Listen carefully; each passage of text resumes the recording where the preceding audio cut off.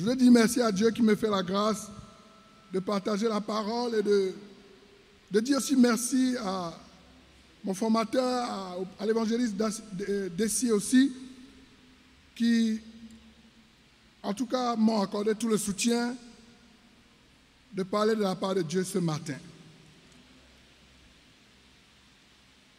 Aujourd'hui est un grand jour pour nous, disciples de Jésus. Amen. À S2, nous avons décidé d'organiser en ce jour la première collecte spéciale ou alors collecte de reconnaissance pour donner ensemble à notre Dieu en signe de reconnaissance pour ce qu'il a fait et pour ce qu'il continue de faire dans nos vies. Amen, frères et sœurs. Amen, frères et sœurs. Et je pense que cette réalité est propre à nous tous. Que tu sois de S1, que tu sois de S2, certainement vous avez commencé à donner dès le début de l'année. Mais frères et sœurs, nous n'allons pas cesser de continuer à donner à Dieu les fruits de notre reconnaissance. Amen. Amen, frères et sœurs. Nous connaissons tous nos buts, nos défis en termes de collecte en cette année 2021. Pour cela, frères et sœurs, permettez qu'on aille dans la Bible en 2 Corinthiens chapitre 8.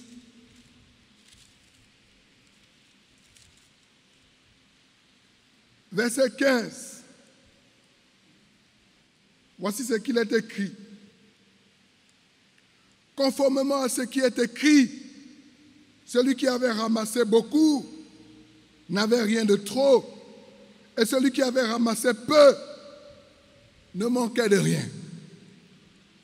Frères et sœurs, c'est l'apôtre Paul qui est en train de prêcher ici, qui est en train de parler. Il est en train d'exhorter l'église de Corinthe.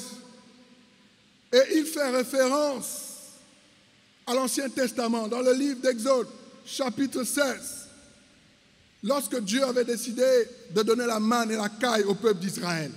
Ce peuple sorti d'Égypte n'avait pour seul bien que leur Dieu. Ils n'avaient même pas à manger, ni à boire. Et dans leur plainte, ils ont demandé à manger, ils ont demandé à boire. Et la richesse que Dieu leur avait donnée, matérielle, était de pouvoir à leurs besoins, donner à manger, donner de la caille. Et lorsque Dieu a décidé de faire descendre la caille, il a dit qu'il ne fallait pas amasser ni de la manne, ni de la caille, mais qu'il fallait prendre en quantité suffisante en fonction du nombre d'habitants dans nos maisons. Et que celui qui amasserait en plus, on lui retirera cela pour distribuer à ceux qui n'auront pas assez amassé. De sorte que ceux qui auront beaucoup ramassé n'en aient pas assez par la suite. Et que ceux qui auront peu amassé ne puissent être encore dans le besoin. Parce que le surplus des autres comblera le manque des autres. Amen, frères et sœurs. Amen, frères et sœurs. Et c'est pour cela que j'introduis le thème de ce matin par conformément à ce qui est écrit. Baissons la tête et prions. Père, qui suis-je? Comme pouvait dire le prophète Ésaïe au chapitre 6, un homme aux lèvres impures. Un homme qui sert dans un peuple aux lèvres impures. Père, ce matin, nous reconnaissons nos faiblesses, nos péchés, nos limites, nos handicaps de tout genre. Nous reconnaissons nos péchés, nos mensonges. Nous reconnaissons tout ce qui en nous ne te glorifie pas. Et Père, nous venons devant ta face te demander pardon. Solliciter ta miséricorde. Que tu nous purifies. Nous savons, Seigneur, que tu nous as déjà purifiés par le sang de Jésus, comme si nous n'avions jamais péché. Mais Père, venir devant ta face et reconnaître que nous sommes des êtres pécheurs nous permet de savoir que nous ne sommes rien et que tu es tout pour nous et que c'est par toi, en toi et pour toi que nous avons la vie, Seigneur. Et si nous avons la vie en abondance en Jésus ce matin, nous voulons proclamer tes hauts faits. Nous voulons célébrer ta grandeur. Nous voulons, Dieu Tout-Puissant, annoncer tes oracles, Père, afin que nos cœurs continuent de se soumettre conformément à ce que toi tu as écrit, à ta parole, Seigneur. Car c'est ta parole qui dirige nos vies. C'est ta parole qui fait de nous des enfants de Dieu. Père, nous n'avons pas accepté Jésus dans nos cœurs pour être sauvés. Ta parole a convaincu nos cœurs. Nous nous sommes soumis à cette parole en laissant de côté nos opinions, en laissant de côté nos arguments, en laissant de côté nos connaissances intellectuelles. Nous avons laissé de côté nos origines sociales et sociétales qui faisaient de nous des personnes respectées dans la société par nos noms. Père, désormais, c'est le nom de Jésus qui nous accompagne. C'est le nom de Jésus qui nous donne la vie. C'est le nom de Jésus qui nous convainc du péché et nous donne de voir ce qui est juste et de marcher dans ta justice. Seigneur, qui suis-je? Un serviteur inutile. Père qui veut simplement faire son travail. Et je prie que tu effaces l'humain en moi et que ton esprit nous encourage. Que ton esprit nous fortifie, que ton esprit nous relève, afin que, Père, ce que nous avons bien commencé avec toi, que nous puissions terminer en beauté. Et que tu prennes plaisir aux offrandes et à l'adoration qui t'est due ce matin. Glorifie ton nom. Au nom de Jésus, j'ai ainsi prié. Amen. Conformément à ce qui est écrit, frères et sœurs. Voyez-vous, frères et sœurs, il est important de rappeler que nous sommes des disciples de Jésus. Amen. Et si vous n'êtes pas disciples de Jésus, certainement vous êtes en train d'étudier la Bible. Et si vous n'êtes pas encore en train d'étudier la Bible, sachez que nous sommes disponibles pour pouvoir étudier avec vous.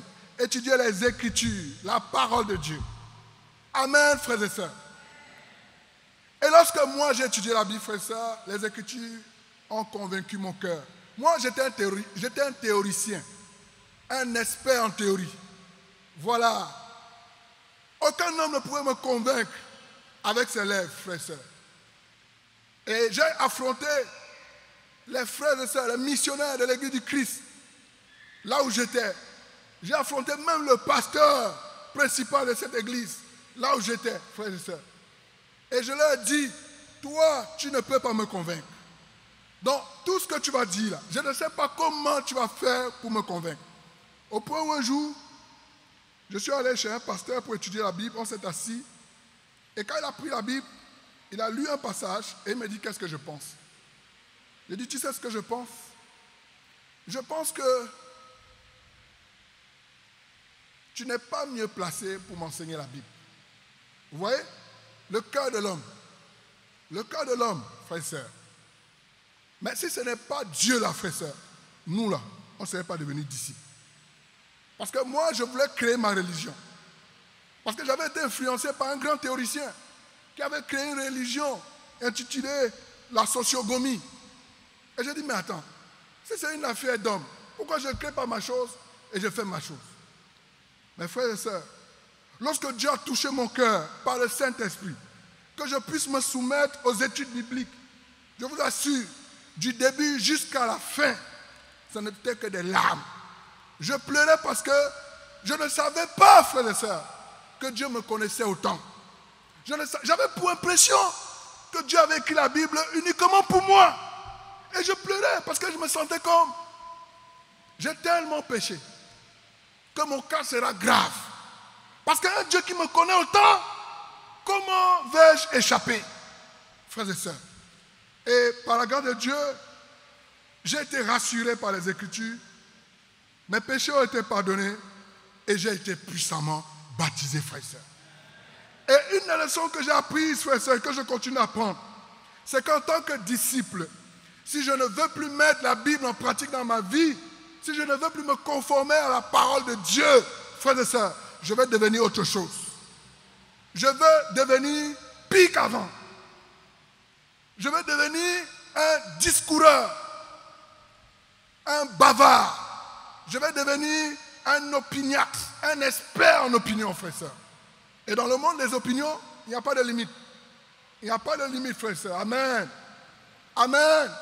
Oui, dans le monde des opinions, il n'y a pas de limite. Si nous voulons nous en tenir simplement à nos opinions, on ne va jamais quitter ici. On ne va jamais quitter ici. Mais grâce soit rendue à notre Dieu, qui a la science infuse, la connaissance pleine, insondable, frère et sœur, qui a pensé au cœur de l'homme. Et il a dit, comme il est écrit en 2 Pierre 2, verset 21, frère et sœur, que ce n'est jamais par la volonté d'un homme qu'une prophétie a été apportée, mais c'est poussé par la puissance du Saint-Esprit que les hommes ont parlé de la part de Dieu. Donc, la parole de Dieu, frère et sœur, est la volonté consignée de Dieu. La parole de Dieu est le désir de Dieu pour son peuple. Connaître sa volonté, connaître ses désirs, les promesses qu'il a pour nous, connaître sa justice, connaître son amour. Et cette parole nous donne tous l'opportunité de devenir enfants de Dieu. Amen, frères et sœurs. Et c'est un support irréversible. C'est un support stable. Et lorsque Paul dit, c'est conformément à la parole de Dieu, il le dit en accord avec le Saint-Esprit. Parce qu'il m'arrive, moi, d'entendre, frères et sœurs, que oui, nous ici à l'église du Christ, nous sommes forts dans la parole. C'est la parole de Dieu seulement, on est fort dedans. Mais en Saint-Esprit, là, on n'est pas fort. En Saint-Esprit, on n'est pas fort. Mais la Bible dit que c'est poussé par le Saint-Esprit que la volonté de Dieu a été consignée dans cette parole. Donc, quand je lis la Bible, je suis avec le Saint-Esprit. Je suis en accord avec le Saint-Esprit. Je suis en accord avec Jésus-Christ. Je suis en accord avec Dieu et je suis en accord avec le ciel. Amen, frères et sœurs. Et en tant que disciple, c'est la parole qui peut changer nos cœurs. Oui, vous connaissez bien ce passage, frères et sœurs, de 2 Timothée 3, versets 16 à 17. Que toute écriture est inspirée de Dieu. La parole de Dieu est inspirée de Dieu. Quelle grâce pour nous, pauvres humains sur la terre des hommes, pécheurs de notre état, d'avoir la chance, la grâce, d'avoir à notre disposition la volonté de Dieu. C'est comme un enfant qui prépare un examen, à qui on a déjà donné les résultats de l'épreuve. L'équation qui te sera donnée, tu as la correction devant toi. Maintenant, à toi de décider de réussir, à toi de décider d'échouer. Mais quand viendra la correction, il ne faut pas demander pardon. Parce qu'à ce moment-là, il n'y a plus de pardon. La miséricorde de Dieu est faite pour la terre. Ce n'est pas fait pour le dernier jour. Amen, frères et sœurs. Amen, frères et sœurs. Voilà. Donc, je voudrais poser d'abord les bases pour que nous soyons convaincus de ce que nous faisons en tant qu'enfants, en tant que serviteurs de Dieu, en tant que chrétiens. Amen. Donc, frères et sœurs, ici, l'apôtre Paul écrit donc à l'église de Corinthe qui, à un moment donné, est en train de relâcher la foi. N'est plus en train de trouver les solutions pour leurs problèmes, régler leurs problèmes. L'église n'est plus en train de continuer dans les bonnes choses qu'elle a commencé. Et il dit donc que conformément à ce qui est écrit dans Exode, Paul est dans le Nouveau Testament et il rappelle une écriture d'Exode, comme pour dire, les écrits de l'Ancien Testament sont valables dans nos vies en tant que disciples de Jésus. Car Jésus n'est pas venu annuler la loi, mais il est venu l'accomplir, frères et sœurs. Afin que ceux qui auront beaucoup amassé, qu'il n'en ait pas de trop, pour que ceux qui auront peu amassé ne soient dans le besoin. Les pensées de Dieu ne sont pas nos pensées. Ésaïe 54, vous connaissez 55, versets 8 à 10. Les pensées de Dieu ne sont pas nos pensées. Les voix de Dieu ne sont pas nos voix. Les perceptions de Dieu ne sont pas nos perceptions. Les désirs de Dieu ne sont pas nos désirs. Et frères et sœurs, l'écart qui existe entre la pensée de Dieu et nos pensées est comparable à la distance qui existe entre le ciel et la terre. Question ce matin, qui a déjà mesuré la distance entre le ciel et la terre. Donc, frère, ça, les choses mystérieuses que nous ne pouvons pas comprendre, il est mieux de se soumettre à la parole de Dieu, comme moi je l'ai fait. Et certainement, comme toi aussi tu l'as fait. Mais le défi, c'est de continuer d'accepter que Jésus soit notre Seigneur. Le Seigneur de nos convictions. Le Seigneur de notre foi. Le Seigneur de notre argent. Et le Seigneur de nos relations. Est-ce que nous sommes ensemble ce matin, frères et sœurs? Donc, je ne suis pas dans les fausses doctrines ce matin. Amen. Je suis dans la parole de Dieu. Donc, allons-y étudier les églises de la Macédoine, frères et sœurs. 2 Corinthiens chapitre 8, c'est un sermon textuel que je vais faire ce matin. Je vais rester dans ce texte. 2 Corinthiens chapitre 8, verset 1. Au sujet, en ce qui concerne, excusez-moi frère et sœurs. Par ailleurs, frères et sœurs, verset 1. Nous vous faisons connaître la grâce de Dieu, la grâce que Dieu a accordée aux églises de la Macédoine. Première chose, l'église de Corinthe passe par des moments difficiles. Sur le plan financier. Parce que le problème qui règle ici, c'est un problème financier, frère et sœurs. Regardez, l'apôtre Paul ne fabrique pas une nouvelle écriture. Il ne cherche pas loin, frère et sœurs. Il prend simplement le témoignage d'un groupe d'églises pour fortifier, pour convaincre, pour aider l'église de Corinthe à se repentir, à se relever et à continuer de donner sans relâche. Il ne va pas chercher loin. Oui, frère, ce matin, le Seigneur m'a mis à cœur d'aller en profondeur pour qu'on comprenne de quoi il s'agit ici. Vous savez, au temps des apôtres, il existait des communautés chrétiennes, mais qui n'avaient rien à voir avec Jésus-Christ lui-même. Et pour la mémoire, souvenez-vous quand les disciples prêchaient avec Jésus, et ils ont vu un groupe de personnes annoncer l'évangile de Jésus-Christ. Et les apôtres lui ont dit, mais Seigneur, voilà les gens qui sont en train de chasser des miracles, faire des miracles en ton nom, ils sont en train de faire des choses, prêcher la parole. Donne-nous l'ordre, on va les interdire, on va leur dire de mettre un terme à ça. Jésus leur a demandé, est-ce qu'ils sont contre vous? Non, ils ne sont pas contre vous. Donc faites votre travail. Laissez le reste là. Laissez le reste là. Vous voyez, frère et sœurs, l'apôtre Paul, certainement, pouvait même prendre des exemples dans les communautés juives. Parce qu'il était docteur de la loi, lui aussi. Il a fait le judaïsme, il était expert en judaïsme. Il pouvait prendre les bons témoignages dans cette communauté pour fortifier les églises du Christ. Mais il ne l'a pas fait. Il ne l'a pas fait pourquoi, frère et sœurs? Il ne l'a pas fait parce que dans la communauté des églises du Christ, dans le royaume de Dieu, il y a assez de témoignages, il y a assez d'exemples pour convaincre même les plus sceptiques, frères et sœurs. Et en tant que disciples, parfois, nous ne voulons plus être convaincus par les témoignages de nos églises, par les témoignages de nos frères et sœurs. Parfois, ça ne nous dit plus rien, mais nous recherchons parfois le sensationnel ailleurs.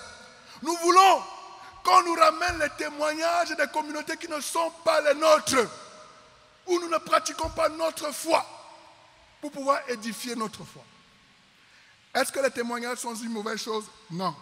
Mes frères et sœurs, en tant que disciple de Jésus, j'ai besoin de savoir ce qui se passe à Daloa. Comment ils ont fait pour relever les défis de leur vie. J'ai besoin de savoir ce qui se passe à Jérusalem. Donc, en tant que disciples, frères et sœurs, si nous sommes préoccupés par les nouvelles, les informations, les témoignages du royaume de Dieu, on aura assez de ressources pour ne plus avoir à lutter dans notre foi, frères et sœurs. Et nous partageons même parfois les témoignages des communautés en dehors de la Côte d'Ivoire, dans d'autres continents, frères et sœurs, pour que les frères et sœurs puissent avoir matière à comprendre que notre Dieu travaille, le Saint-Esprit travaille dans l'Église, et que nous n'avons pas besoin des témoignages des communautés en dehors de nos communautés pour aller bien dans la foi. Parce qu'une fois que tu te détournes et que tu cherches ailleurs ce que tu crois n'avoir pas chez toi, ne connaissant pas les fondements qu'il y a ailleurs, tu admires certaines choses sans connaître les fondements. Et quand tu es perturbé et que tu te retrouves là-bas, tu es 2 fois encore perturbé.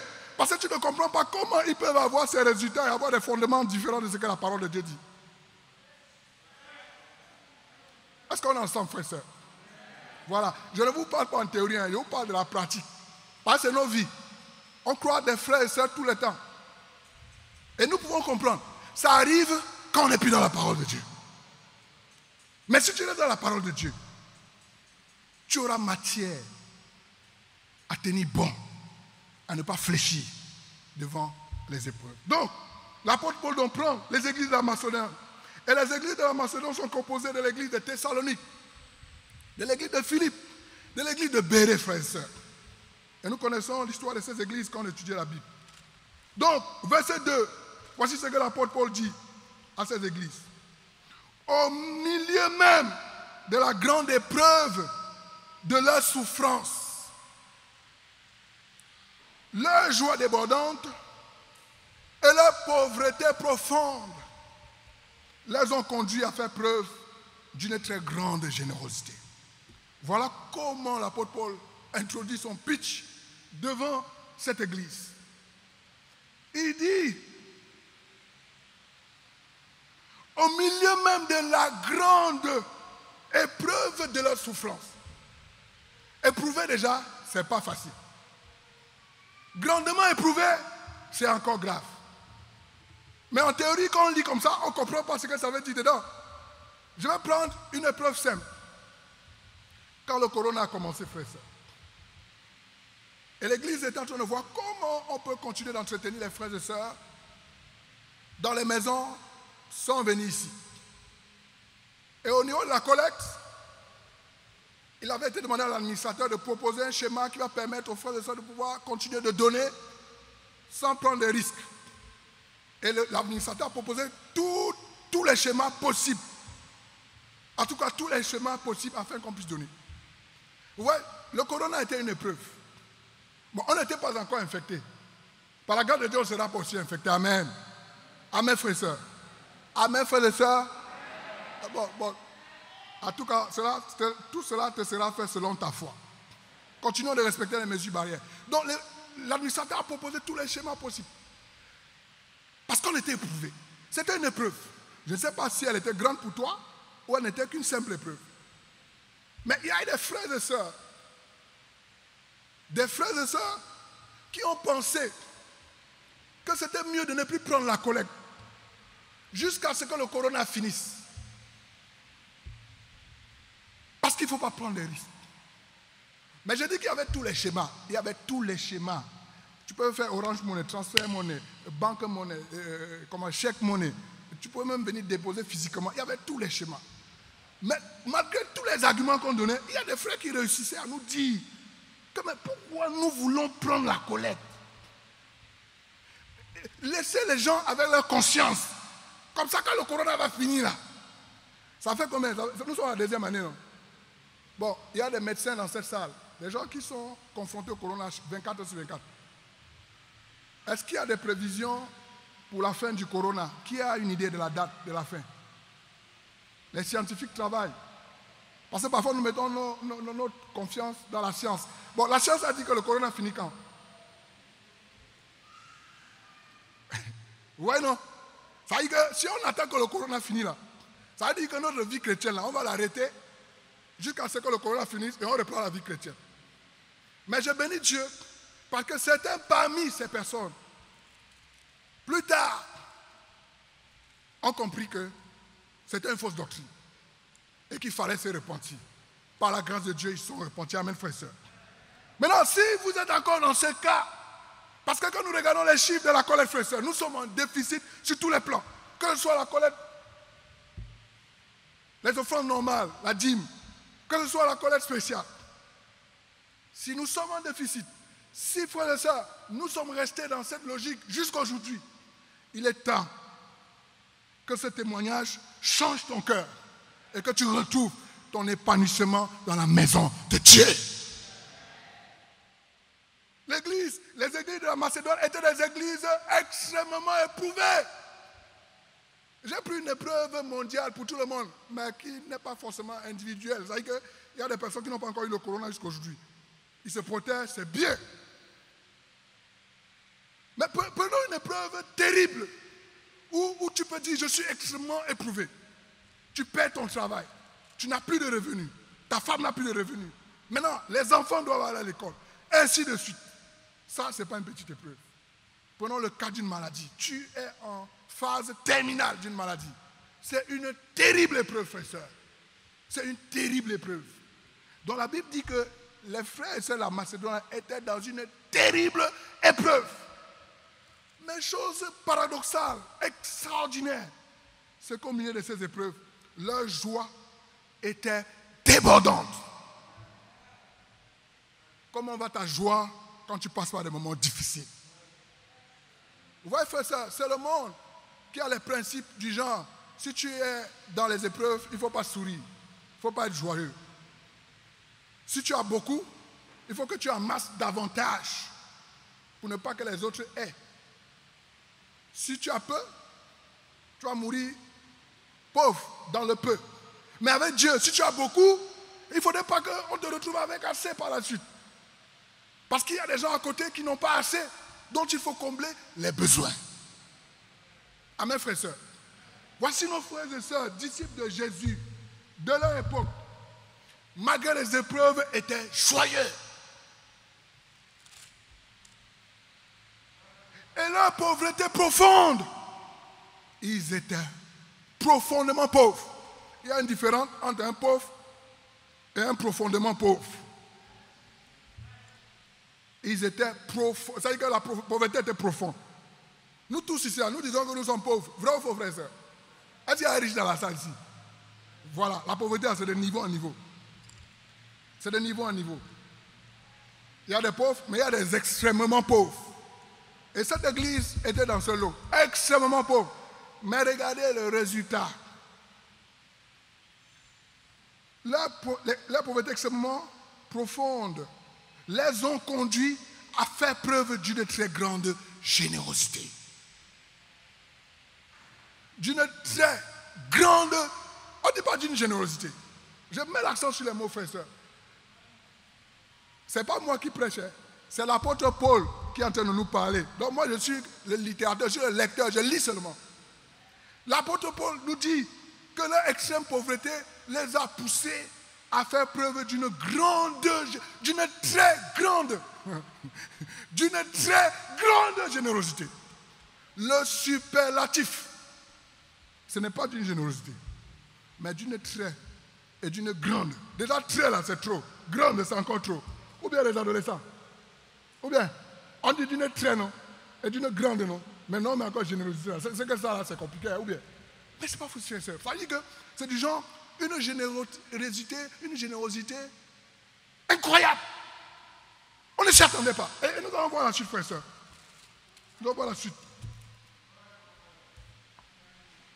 Au verset 3, l'apôtre Paul dit qu'il l'atteste. Il dit, je l'atteste. Ils ont donné volontairement selon leurs moyens. Et même au-delà de leurs moyens. L'apôtre Paul était un radical. Nous le connaissons dans les Écritures. Même quand il traite le péché, vous savez comment il dit, il faut les chasser même. Ces gens-là, il faut les chasser. Tu vis n'importe comment là, il te chasse. C'est un homme radical. Pour qu'un homme radical rende témoignage de toi, ce que tu as convaincu son cœur. Pour que cette église soit le témoignage de Paul pour les Corinthiens, ce que Paul, il n'y a rien à dire. Il dit qu'il atteste. Attestation. Il confirme. Il défend ce témoignage. Et il pense que ça peut transformer les cœurs. Je l'atteste, ils ont donné volontairement selon leurs mains. Frères et sœurs. Ils ont donné volontairement, on ne les a pas forcés. Est-ce que tu donnes volontairement, frères et sœurs? Et nous voulons dire merci, frères et sœurs, à vous qui donnez sans cesse, qui donnez volontairement et qui donnez selon vos moyens. Et parfois qui donnez même au-delà de vos moyens. C'est cela la volonté de Dieu, le désir de Dieu. Et quand vous le faites ainsi, frères et sœurs, le retour de Dieu, c'est vous seuls qui pouvez rendre témoignage. Mais dommage que très souvent dans l'église, quand on demande les gens de venir témoigner, ils ne parlent pas. Quand les gens ont les problèmes, c'est eux qui crient sur tous les toits, on prie pour eux, oh j'ai des problèmes, j'ai des problèmes. Mais quand Dieu a béni, ah le frère il fait me bouge maintenant. À nous tous on est dedans. Quand Dieu bénit là, on ne parle plus. Parce qu'il ne faut pas que tout le monde va comprendre ça. Après maintenant on peut habiller. On dit non, si je dis ça, il ne faut pas les sorciers vont récupérer et puis vont se retourner contre moi. Parce qu'il faut que la bénédiction juste ça seul. Mais quand il y a des problèmes, on partage tout le monde. À Dieu soit la gloire, frères et sœurs. Mais il faut qu'on rende témoignage des bienfaits de Dieu dans nos vies, frères et sœurs. Amen. Je l'atteste, ils ont donné volontairement selon leurs moyens. Et même au-delà de leurs moyens. La question que je me suis posée quand je méditais dans ce texte, frères et sœurs, on dit qu'ils ont donné au-delà de leurs moyens.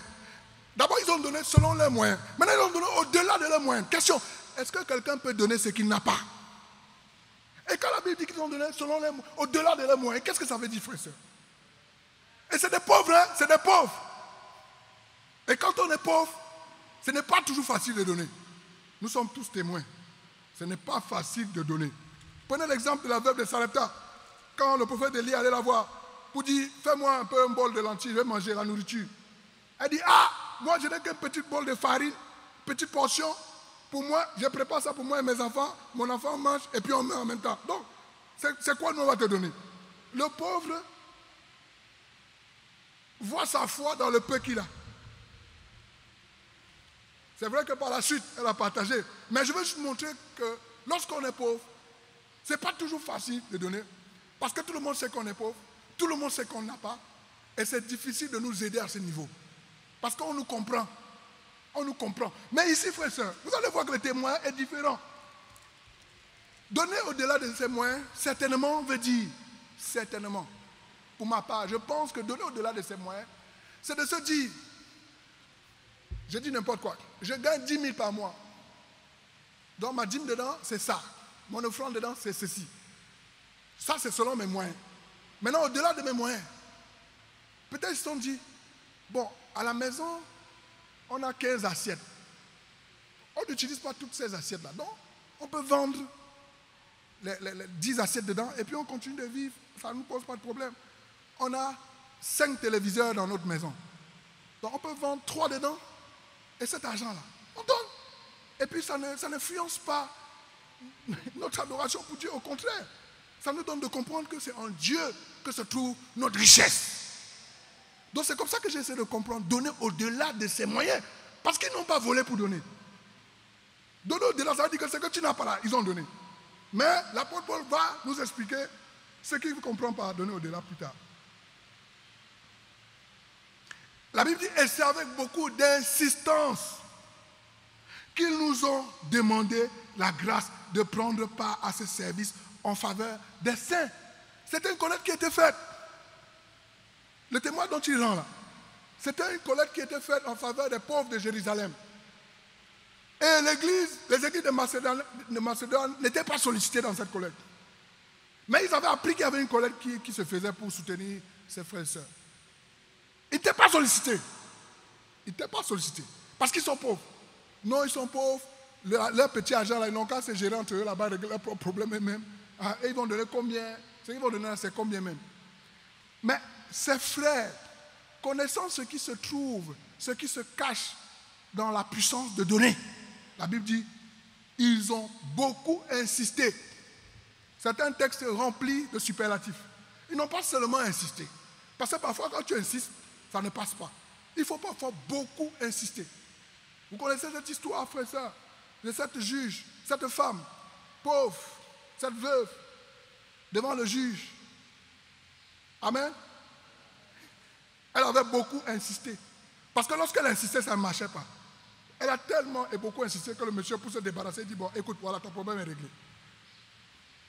Ils ont beaucoup insisté. Pourquoi? Insisté qu'ils nous ont demandé la grâce de prendre part à ce service en faveur des saints. La grâce de prendre part. L'apôtre Paul, s'il te plaît, prends nos offrandes, prends notre collecte. Prends notre argent. Nous-mêmes, on veut participer. C'est un privilège. C'est une grâce. Ne nous fais pas rater notre bénédiction. Ah, c'est vrai que vous connaissez que nous sommes pauvres. Mais dans nos cœurs, nous savons qu'on peut donner. Nous savons que nous pouvons donner. Ne tombons pas dans le piège du facile. La chose facile, c'est de ne pas donner. La chose difficile, c'est donner. Mais eux, ils ont choisi ce qui semble difficile aux yeux des hommes, mais facile aux yeux de Dieu. Ils ont beaucoup insisté. Pardon, s'il te plaît, prends notre argent. S'il te plaît, prends. Tu ne veux pas que Dieu nous bénisse ou bien? Tu ne veux pas que Dieu nous bénisse ou bien? Attends, tu es contre nos bénédictions ou bien? Ah, quand tu entends un truc comme ça, non, mon frère, pardon, moi je ne suis pas contre tes bénédictions, il faut donner en même temps. Ils ont utilisé tous les arguments nécessaires pour que leurs collègues là soient reçus.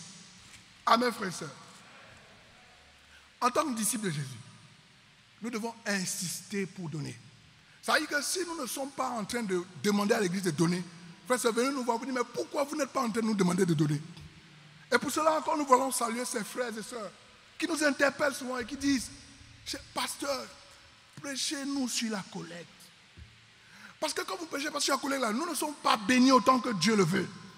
Parce que nos cœurs parfois là, se confortent. Et parfois quand vous prêchez, ça vient parce que c'est la parole qui change les cœurs. Et quand vous annoncez la parole de Dieu, nos cœurs sont dans la crainte de Dieu. Et on se repent de nos péchés. Les collègues qu'on n'a pas payés depuis longtemps, là, on est obligé de rembourser. Combien de fois tu n'as pas payé ta dîme? Tu n'as pas donné ta dîme, frère et soeur? Combien de fois? Ça fait combien? Quand tu calcules les mois, ça fait combien? Frère et soeur, et j'ai déjà fait ce message sur Facebook. Pendant que j'étais en train de le faire, il y a un monsieur qui est en Hollande. Il m'écrit et il dit, pasteur, moi aussi je donne. Mais sauf que moi je donne aux pauvres. Je ne donne pas à l'église. Je dis à Dieu soit la gloire. Vous voyez, frère et soeur, parfois en tant que disciples, nous tombons souvent dans ce piège aussi. On dit non, l'argent que j'avais prévu donner à l'église, donner à Dieu, j'ai pris pour régler un problème d'un pauvre quelque part. Est-ce que c'était le même argent? Est-ce que c'était le même argent, frère et soeur? Non, il y avait des besoins. Alors, comme l'église n'était pas en train de réagir, j'ai pris ça, j'ai réglé le besoin. Bon, ce n'est pas toi le justicier, ce n'est pas toi l'administrateur de l'église, ce n'est pas toi l'organisateur des finances de Dieu dans la maison de Dieu. Les dons qui reviennent à Dieu doivent revenir à Dieu. Et les dons qui doivent aller aux pauvres vont aux pauvres. Donc, frère et soeur, c'est quand je vous partage là, il dit que moi-même, c'est des choses que j'ai connues. Quand je me suis marié, avant que je ne me marie là, j'avais ce genre de pensée là. Il dit, mais la collègue là, c'est le même collègue là, c'est l'argent, c'est l'argent. Si quelqu'un a besoin là, je prends l'argent là, je règle le problème et c'est fini. Et puis, on vient à l'école, alléluia, amen, quand les pasteurs prêchent, il faut donner, tu donnes, Dieu va te bénir, tu donnes. Moi j'ai déjà donné pour moi, sauf que c'est ailleurs que j'ai donné. Et j'avais partagé cette conviction avec ma femme. Parce que je m'étais rendu compte que ma femme, elle donnait sans calculer. Je dis, mais chérie, l'argent là va finir. Tu sais, la manière dont tu donnes là, ma femme, vraiment, la Bible dit de 10%, donc on n'a qu'à ajouter un peu seulement, pas trop comme ça. Ma femme, on s'est assis, elle a ouvert la Bible et elle m'a montré, frères et sœurs, que l'argent qui est destiné à aider quelqu'un là ne doit pas être confondu à la dîme, aux offrandes spéciales, à tout ce qu'on apporte dans la maison de Dieu. Parce qu'on ne donne pas ça à quelqu'un, on donne à Dieu. On donne à Dieu.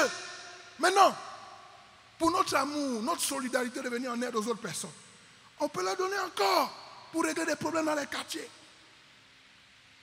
Et c'est le point qu'elle m'avait montré. Elle dit, mais chérie, quand toi tu paies la dîme à l'église, est-ce que ton argent finit? J'ai dit non. Mais pourquoi ton argent que tu conserves là, tu ne prends pas dedans pour aider les personnes là avec? Là c'est chaud maintenant. Mon frère, voilà comment mon cœur a changé. Mes convictions sont montées en termes de collecte. Bon, je ne suis pas encore sommet, hein. Je ne suis pas encore à l'église, je ne suis pas encore au niveau des frères et sœurs de la Macédoine là. Mais le défi, c'est qu'on arrive à ce niveau, frère. Amen. Donc moi, je vais te confesser mes péchés, déjà confessés et pardonnés. Bon, il faut que toi aussi tu confesses tes péchés que tu n'as pas confessés depuis là, pour être pardonné. Et surtout pour changer, frère et sœur. Amen. Amen, frères et sœurs. Est-ce qu'on est à l'aise avec la collecte? Voilà. Parce que c'est de la volonté de Dieu qu'il s'agit, frères et sœurs.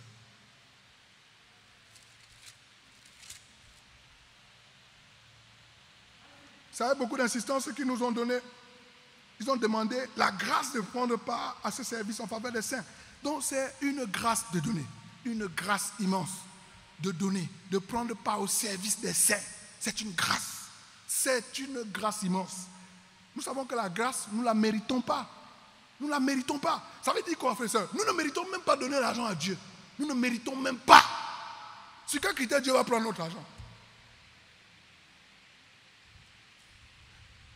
Si vous regardez dans Acte 17, frère, à partir du verset 20, vous allez voir, quand Paul développe, il dit, le Dieu dont nous parlons là, il n'en manque de rien. C'est lui qui a fait le ciel et la terre. Et toutes les limites, les frontières, c'est lui qui a fait ça. Donc, certainement, s'il nous demande de donner, ce n'est pas parce qu'il en a besoin, mais c'est tout simplement pour éprouver nos cœurs, pour voir quel genre de chrétiens nous sommes. Et l'apôtre Paul va nous montrer ça dans le même texte, frère et sœur. Amen. Amen, frère et sœur.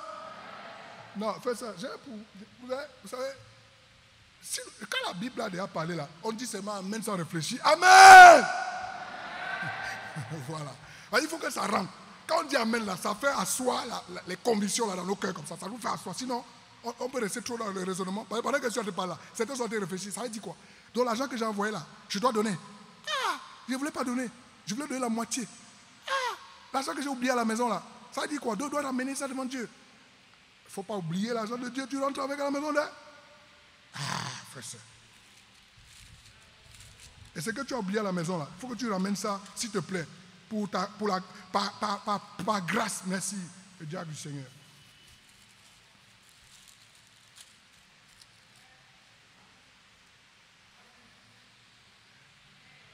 Au verset 5, ils ont fait plus que ce que nous espérions. Ils ont fait plus que ce que nous espérions. Nous, on disait que c'était des pauvres. On disait qu'ils ne peuvent pas donner. Mais quand ils ont donné, on a dit tiens! Tiens!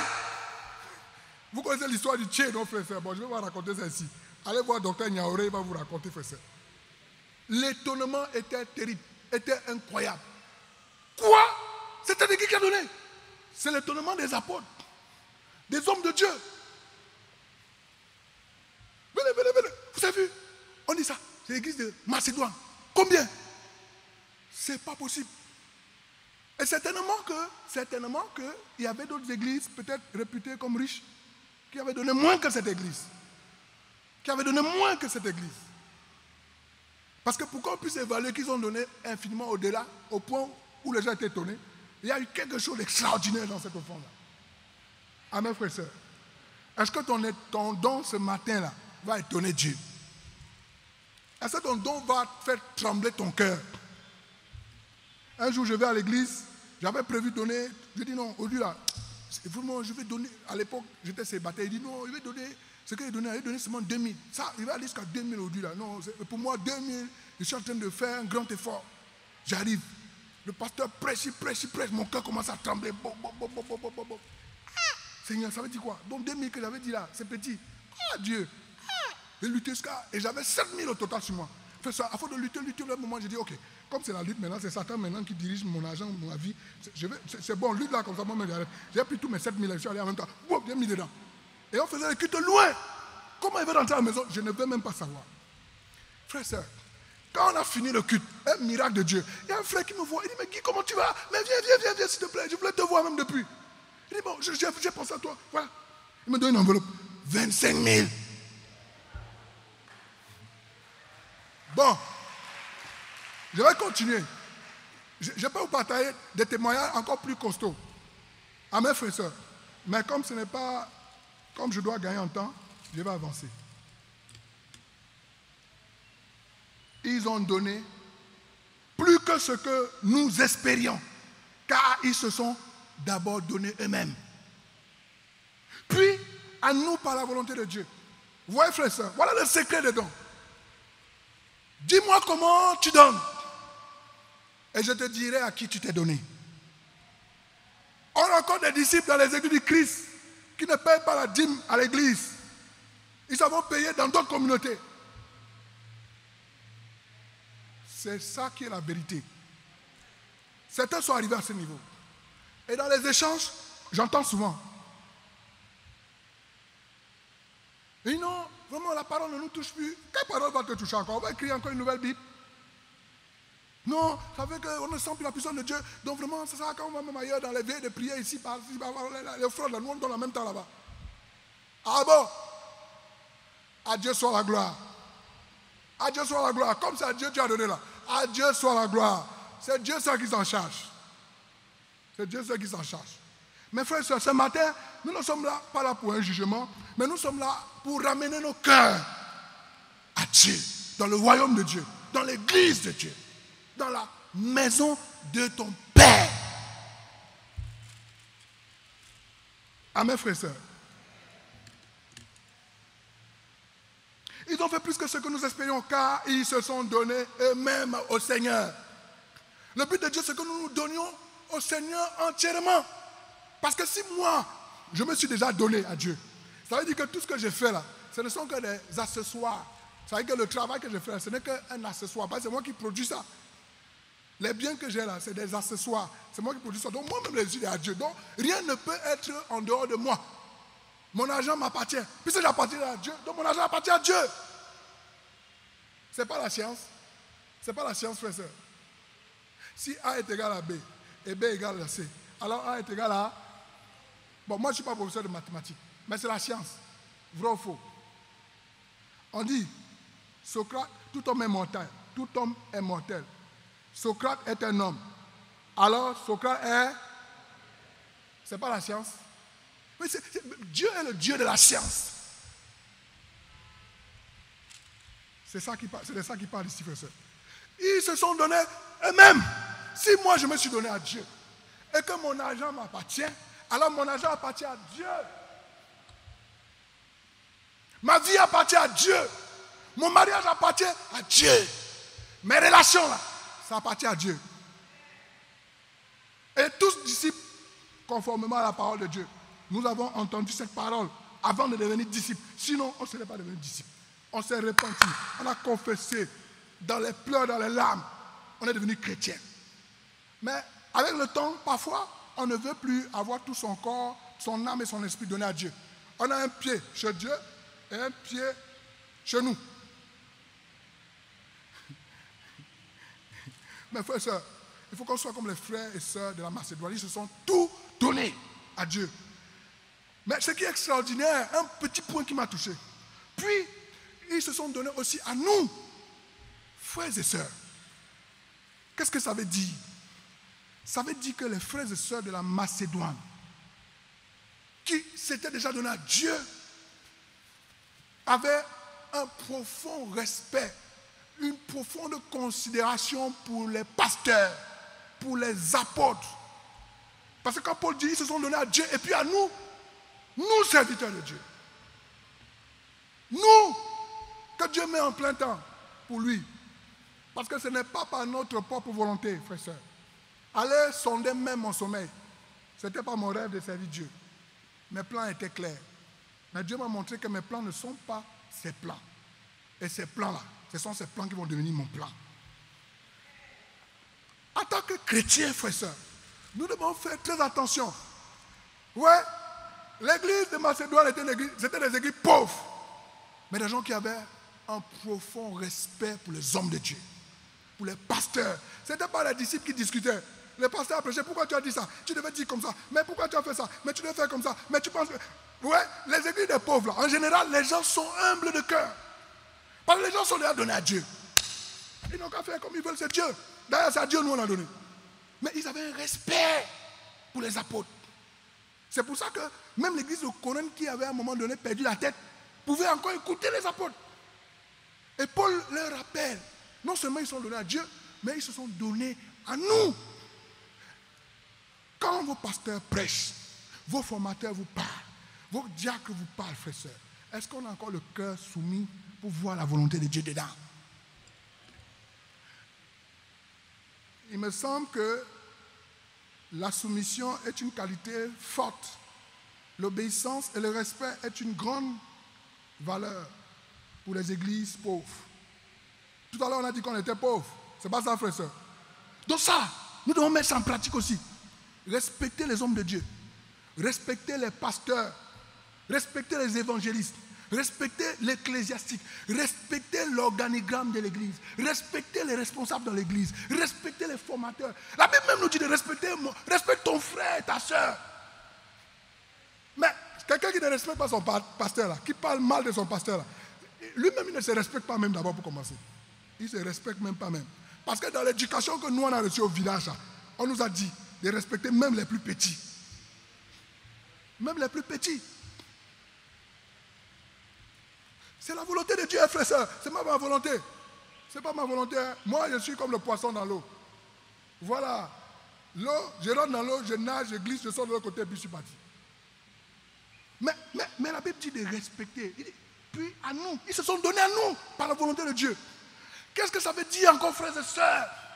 Puisqu'ils se sont donnés à Dieu, et donnent à Dieu sans compter, vous devez prendre soin de vos pasteurs. Vous devez prendre soin des servantes de Dieu. Est-ce que vous avez bien compris, frères et sœurs? Vous devez prendre soin de nous. Nous là. Vous devez prendre soin de nous, frères et sœurs. Oui, vous devez prendre soin de nous. Parce que nous sommes au service de Dieu pour votre bénédiction, pour votre grâce. Nous ne devons pas faire ce service ayant à cœur des soucis de tout genre. Non. Parce qu'on a trop de problèmes. Nos besoins sont immenses. Vous savez, mon rêve quand j'étais étudiant, c'était de diriger des organisations internationales. Et j'étais dans ce profil. J'avais été évalué par une organisation au Cameroun, par un expert Afrique centrale. Et quand on a présenté les profils, il dit voilà le petit qui est dans le profil, c'est celui-là. Donc j'avais commencé à être formé. Je voulais travailler à la Fédération internationale de la Croix-Rouge. Je suis formateur, moniteur, formateur de la Croix-Rouge. Voilà. Et je rêvais diriger la représentation Afrique centrale. La Fédération internationale de la Croix-Rouge fait ça. Et puis j'étais formé, j'étais en train de me former compétemment pour pouvoir répondre à ces critères-là. Donc, si moi je n'étais pas en plein temps pour Dieu, là, je suis convaincu d'une chose. Là. En tout cas, je ne serais pas en train de mendier mon pain. Parce que moi j'ai des amis avec qui on était en troisième qui ne sont pas allés loin. Ils sont multimillionnaires, mais ils disent Guy, arrêtons l'école, allons chercher l'argent. Je dis moi je vais aller à l'école. Parce que j'ai d'autres rêves, je vais changer l'Afrique. Maintenant, je vais changer le monde maintenant. Donc frère, ça, je ne suis pas un homme d'affaires, je ne suis plus un homme d'affaires. Nous les pasteurs, nous ne sommes pas des hommes d'affaires. Oui, nous ne faisons pas les affaires, nous ne gagnons pas l'argent par-ci, par-là, plusieurs sources de revenus, non. Les servants du Seigneur, elles sont consacrées à Dieu. C'est vous qui êtes notre famille. Fait que si moi j'ai faim là, normalement si elle tape devant ta porte là, tu dois ouvrir et je dois manger et tu dois bénir Dieu parce que le pasteur, c'est un privilège qu'un pasteur vienne manger chez toi. Voilà. L'évangile là, on va prêcher l'évangile parce qu'on est disciples de Jésus et on va tout changer. Amen, frères et sœurs.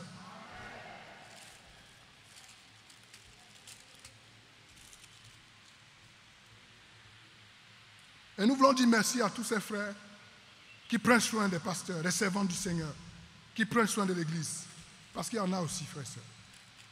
Nous avons donc encouragé Tite à parachever chez vous aussi ces gestes de générosité. Comme il l'avait d'ailleurs commencé. Il est bon de terminer ce qu'on commence, frères et sœurs. Nos présidents de groupes de gestion des super régions, Bohu, celui de S2, et à S1, je ne sais pas qui est le responsable. Vous voyez, frères et sœurs, ils ont l'année passée présenté le projet de collecte de reconnaissance et comment ça va être organisé dans les travaux. Tout à l'heure, l'administrateur va venir nous faire. Regardez les fenêtres, frères et sœurs. Vous voyez, les choses avancent. Peut-être pas au rythme que toi, tu veux, mais ça avance quand même. Parce que Dieu, là, c'est dans les petites choses. Il voit nos cœurs. Si tu es fidèle dans les petites choses, il te confiera des plus grands. Mais regardez les fenêtres, frères et sœurs. Vous ne voyez pas que les choses sont en train de changer un peu. Ou bien ça ne change pas encore pour toi. En tout cas, pour nous, là, ça change. Ça change. Les enfants de l'école, là, Quand vous venez ici en journée pendant l'école, ils sortent de l'école, ils sautent par les fenêtres, Si un enfant se blesse, on va dire l'église là a fait la sorcellerie pour vendre les enfants des gens. Vous voyez? Mais les fenêtres là, ils ne vont plus sauter. Est-ce que tu peux acclamer Dieu pour les travaux du temple, frère?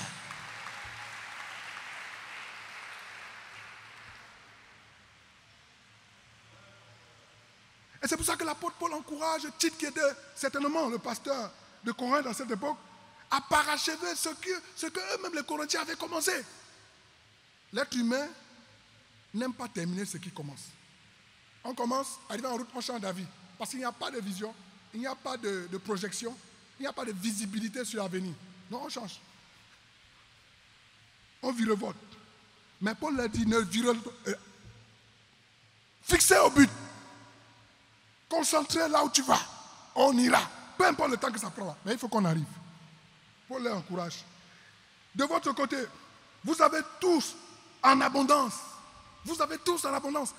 L'église de Corinthe était une église riche. L'église de Corinthe était une église riche.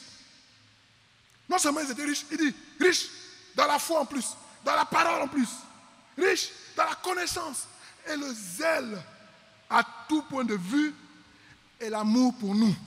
Vous avez vu la richesse? Dans la richesse, on voit l'amour, on voit la foi, on voit la parole, on voit la connaissance, on voit le zèle à tout point de vue, à tous égards. L'argent, ils en avaient. Parce qu'un homme qui a la parole, qui a Dieu, qui a tout là, l'argent devient du jeu. Il en gagne autant qu'il veut, honnêtement. Amen, frères et sœurs. Donc l'église de Corinthe était une église riche. Et les églises de Macédoine étaient une église pauvre, des églises pauvres. Vous voyez le paradoxe dans l'affaire. Il me semble que pour que les riches donnent, il faut les tirer par les cheveux. Il me semble que les églises réputées comme étant les églises riches donnent difficilement. Il me semble que dans ces églises, on se relâche très vite. Parce que vous voyez, les riches en général, les riches sont les capitalistes. Et quand on dit capitaliste, c'est un nolsonien, c'est un chef de guerre.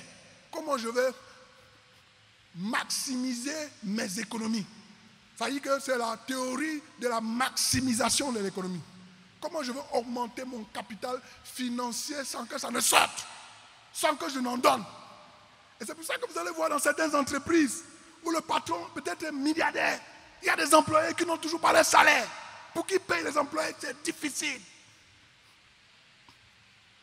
Et quand on devient chrétien, si on ne fait pas attention, ce cas peut nous rattraper dans l'église. Au point où pour donner là, il faut qu'on crie, on saute, on crie. Contrairement aux églises des pauvres, vous voyez que les Macédoniens, eux, on n'a même pas dit donner, c'est eux-mêmes qui disent pardon, recevez nos offrandes, pardon, on veut participer, c'est une grâce, c'est un privilège, on veut participer, accomplir les besoins des saints. Mais les riches, écoute, ils demandent trop là. Mais cette église là, demande trop là. Hein? Alors on donne, alors où l'argent là-bas? L'année passée on a donné 10 millions, on a donné 5 millions, mais c'est parti où? Le temple est toujours là. Mais regardez ça là, c'est quoi? Ça là c'est quoi? Ça c'est quoi? On fait quoi là? Regardez la télévision là. Alors on voulait les écrans plus grands comme ça, mais ils ont acheté petit télévision là. Ils ont acheté petit télévision là. Les églises des riches, églises à problème.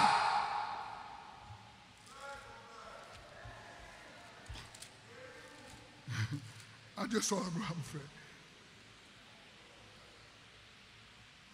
Faites en sorte que la même abondance se manifeste dans cet acte de grâce.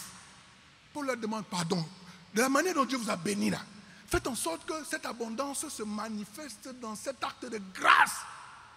L'acte de donner.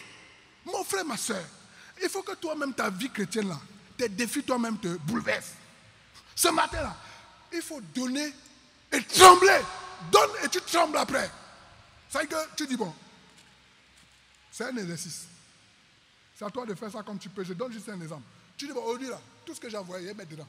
Je dis je donne tout, je réfléchis plus. C'était l'argent de quoi là, je vais donner seulement. Maintenant quand tu vas finir de donner comme ça, tu vas trembler après. Voilà. Si tu as tremblé là, c'est que tu es en train de donner. Voilà. Maintenant, comment tu vas régler les problèmes là? Ah, c'est ton problème. Et un jour, quand on était jeune marié, on arrive à l'église, on dit les dons. Je me lève, je dis donc, je vais faire les dons au nom de toute ma famille. Je sors l'argent, je donne, aïe, aïe, aïe. Et puis on finit le culte, on est en train de rentrer à la maison. Et puis ma femme dit, chérie, on va manger quoi? Elle dit, manger quoi, comment? Et l'argent de la popote que je t'ai donné là. Elle dit, ma chérie, je suis arrivé à l'église là. Le pasteur a tellement bien prêché que j'ai tout donné ça à Dieu.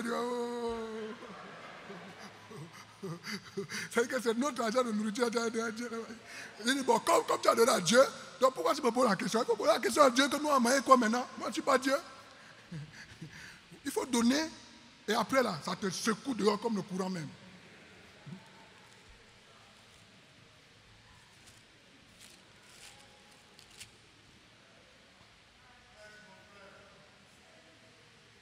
Faites en sorte que la manifestation abondante de cet acte de grâce, ok. Je ne dis pas cela pour donner un ordre, mais pour éprouver la sincérité de votre amour par l'exemple du zèle des autres, frères et sœurs. Frères et sœurs, je ne suis pas un donneur de leçons. Qui suis-je? Vous m'avez vu baptisé dans cette église, grandi, c'est vous-même. Dieu est passé par vous pour m'élever, serviteur de Dieu. Ce n'est pas un ordre, frères et sœurs, ce n'est pas moi. Mais l'apôtre Paul nous dit qu'il dit ça simplement pour éprouver notre sincérité dans l'adoration, dans l'amour pour Dieu. Est-ce que nous sommes sincères? Est-ce que nous sommes les vrais disciples de Jésus? Est-ce que nous sommes les vrais chrétiens? Peut-être qu'on l'a été à une époque. Est-ce que nous le sommes encore? C'est ça. C'est pour éprouver simplement. Parce que Dieu n'en manque de rien, frères et sœurs. En effet, vous connaissez la... Il dit, en effet, vous connaissez... Verset 9. En effet, vous connaissez la grâce de notre Seigneur Jésus-Christ. Pour vous, il s'est fait pauvre alors qu'il était riche, afin que par sa pauvreté, vous soyez enrichis. Frères et sœurs, chez Dieu, c'est comme ça. Le riche s'appauvrit pour que le pauvre devienne riche. Jésus était le riche. Il était riche. Qu'est-ce qu'il avait à venir faire sur la terre? D'abord, votre terre, là, il y a trop de poussière, il y a trop de palabres. Trop de palabres. On dit élection présidentielle, la population est obligée de faire des provisions. Et ceux qui organisent les élections, est-ce qu'ils donnent l'argent pour faire les provisions? On fait les provisions, parce qu'on a peur. On dit qu'il y a telle chose, on a peur. Jésus avait quel intérêt à venir dans ce monde? Un monde sale comme ça. Avec sa richesse là, il restait au ciel dans la pureté, dans la sainteté, dans la félicité, dans la gloire, dans l'éternité, dans la divinité et dans le salut. Le gars a pris sa décision de venir ici et nous l'avons appauvri. Nous l'avons appauvri. La Bible dit même qu'il est devenu inférieur même aux anges qui le servaient au ciel. Mais tout ça par amour. Pourquoi? Pour que nous soyons enrichis. Donc frères et sœurs, si tu dis que tu es pauvre, c'est ton problème. Ce n'est plus le problème de Dieu. Ce n'est plus le problème de Jésus. Parce que lui, il s'est appauvri. Et pour que toi tu t'enrichisses. Donc la question c'est Dieu va dire, mais pourquoi tu ne t'es pas enrichi? Il s'est appauvri. Donc vous êtes riches. Parce que Dieu ne ment pas. Vous êtes riches. Donc quand tu dis que tu es pauvre là, tu mens. Quand tu es disciple de Jésus, non? Tu es riche. Voilà. Donc si tu es riche là, il faut donner. Alléluia.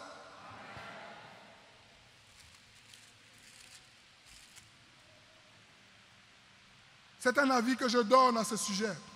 Et c'est ce qui vous convient. Puisque dès l'année dernière, vous avez été les premiers non seulement à faire une collecte, mais aussi à la vouloir. Vous voyez, frère, ça. L'église de Corinthe n'était pas une église aussi médiocre qu'on peut le penser. C'est une église qui, à un moment donné de leur vie, avait le cœur pour donner. Et même ils demandaient, comme l'équipe de Macédoine là. Peut-être que les églises de Macédoine se sont inspirées de l'église de Corinthe à une certaine époque. Mais les exemples d'hier sont-ils toujours des exemples de demain? Les modèles d'hier sont-ils toujours les modèles pour demain? Frère ça. Mais nous pouvons nous inspirer de nos témoignages d'hier. Certains parmi nous ici dans l'église, quand on parlait de collecte spéciale, certains avaient vendu les voitures. Quand je parle, il y a des gens qui se reconnaissent. Certains ont vendu leurs voitures pour donner la collecte à Dieu. Certains ont vendu des choses. Les étudiants allaient multiplier les activités, acheter des choses pour revendre, pour donner plus. Le cœur y était. Mais le cœur y est encore. Parce qu'aujourd'hui, Dieu s'adresse à nos cœurs. Pour que les bonnes habitudes d'hier continuer d'être des bonnes habitudes d'aujourd'hui et de demain. Amen, frères et sœurs.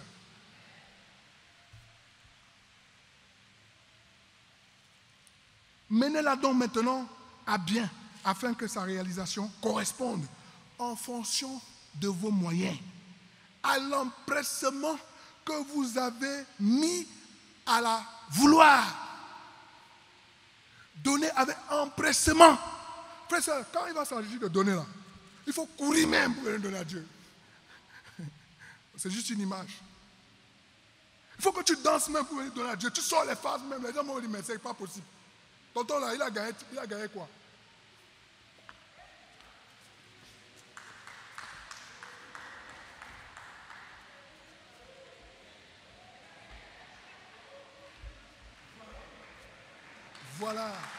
Voilà. Seigneur, j'ai fait ma part. Le reste là. Est-ce que nous sommes ensemble, peuple de Dieu? Quand la bonne volonté existe, écoutez bien cette citation, frère. Quand la bonne volonté existe, on est bien accueilli en fonction de ce que l'on a. La bonne volonté vaut mieux que ce qu'on donne. Parce que la motivation accompagne la qualité du don. Ce n'est pas le don qui détermine notre volonté, notre motivation. C'est la motivation qui détermine le don. C'est ce que l'apôtre Paul est en train de nous enseigner ici, frère. Quand la bonne volonté existe, on est bien accueilli en fonction de ce que l'on a. Dieu nous accueille en fonction de la bonne volonté et la motivation qu'il y a dans nos cœurs. Quand on va venir donner ce matin, ce n'est pas par prestation spectaculaire. On vient donner à Dieu. Et les raisons pour lesquelles nous venons donner, c'est ce que le Seigneur reçoit, frère. Parce qu'il nous reçoit d'abord avant de recevoir nos offrandes.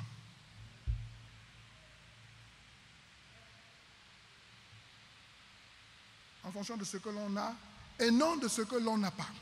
En effet, verset 13, bientôt on va terminer. En effet, il ne s'agit pas de vous exposer à la détresse pour en soulager d'autres. Non, ce n'est pas de ça qu'il s'agit. L'évangile n'est pas là pour nous attrister, frères et sœurs. Ce message n'est pas là pour nous attrister, pour soulager d'autres. Mais de suivre un principe d'égalité. Parce que Dieu est juste. Dieu est juste, frères et sœurs. Dieu doit être juste. Vos offrandes payent le loyer de certaines personnes, les mamans veuves. Vos offrandes scolarisent certains enfants dans l'église. Vos offrandes viennent en aide aux personnes malades.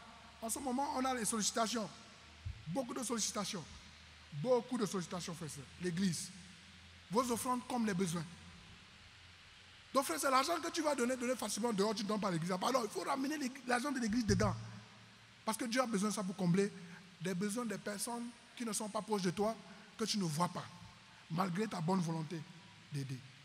Donc, l'église a toute cette population-là qu'elle prend en charge. Cet argent que vous donnez à Dieu, frères et sœurs, c'est aussi notre part. La Bible dit que la part qui revient à l'Éternel est la part de ses serviteurs. Nous aussi, là, on doit manger. On doit manger. On doit payer nos loyers. On doit scolariser nos enfants, frères et sœurs. Ma maman est malade au pays là-bas. L'argent qui est déjà sorti là, je ne peux pas vous compter. Mais elle est encore malade encore. Hier, je parlais à ma petite sœur, elle a encore rechuté. Donc, si vous ne donnez pas l'argent de Dieu là, comment Dieu va nous donner sa part que lui a donnée, frère? Les investissements. Si vous ne donnez pas, comment est-ce qu'on va améliorer nos différents lieux de culte? À l'arrivée là, Dieu va bénir. Amen. Ne vous inquiétez pas, Dieu va bénir.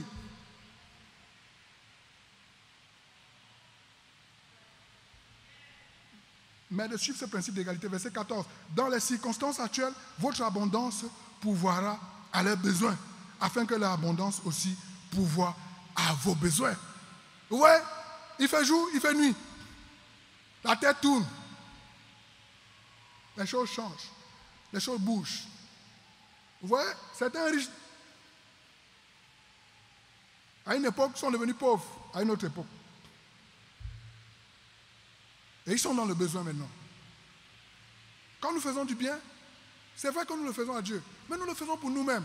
Pour que demain, quand nous serons aussi dans le besoin, frères et sœurs, que la générosité des autres puis nous aider à combler nos besoins. Amen, frères et sœurs. Amen. Je termine avec le verset 15. C'est ainsi qu'il y aura égalité. Verset 15. Conformément à ce qui est écrit. Celui qui avait à ramasser beaucoup n'avait rien de trop. Et celui qui avait ramassé peu ne manquait de rien. Donner est un acte de grâce. Donner est un acte volontaire. Donner avec empressement montre la motivation de nos cœurs vis-à-vis de notre Dieu. Insister pour donner est important. Donner en fonction de nos moyens, donner même au-delà de nos moyens, est étonnant encore. Ne pas se relâcher dans les dons, frères et sœurs. Tes dons comblent les besoins de ceux qui en manquent. Et lorsque tu seras aussi dans les besoins, tes besoins seront comblés. Frères et sœurs, voici ce que Dieu m'a mis à cœur de nous partager ce matin. Je vous aime beaucoup et qu'à lui ce soit la gloire. Je vous remercie.